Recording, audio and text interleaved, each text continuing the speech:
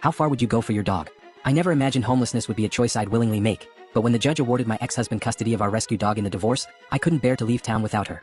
Just 6 months ago, my life looked perfect. An executive position, a waterfront condo, and weekend getaways. The only thing that kept me grounded through a crumbling marriage was Roxy, the three-legged German shepherd I'd saved from euthanasia after a hit and run. For 2 years, she slept pressed against my side while my husband worked late nights with his assistant. When I filed for divorce, I assumed Roxy would stay with me.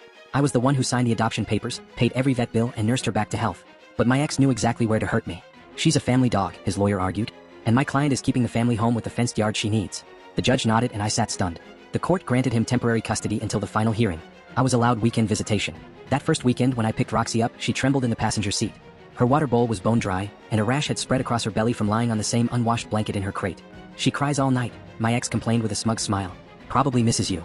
It was clear this wasn't about loving Roxy, it was about taking what I loved. I started documenting everything, the rash, the weight loss, the matted fur. My lawyer warned me it might not be enough. Pets are property in this state, she explained. Unless you can prove severe neglect, the court tends to maintain the status quo. 3 weeks later, when I arrived for my weekend with Roxy, it was his new girlfriend who answered the door. Oh, they went hiking, she said casually. Forgot it was your weekend. They'll be back Sunday night.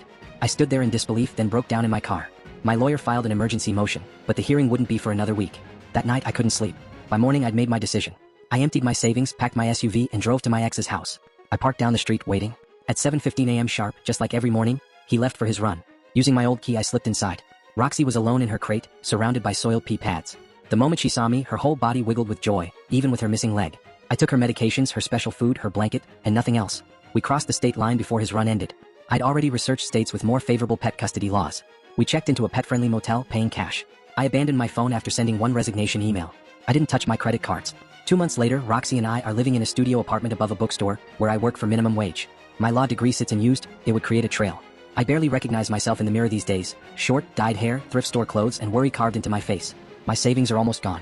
Yesterday, I saw a missing poster with Roxy's picture. The reward was more than enough to solve my financial problems. For a brief moment, I hesitated. But then Roxy pressed against my leg, looking up at me with complete trust, and I tore the poster down.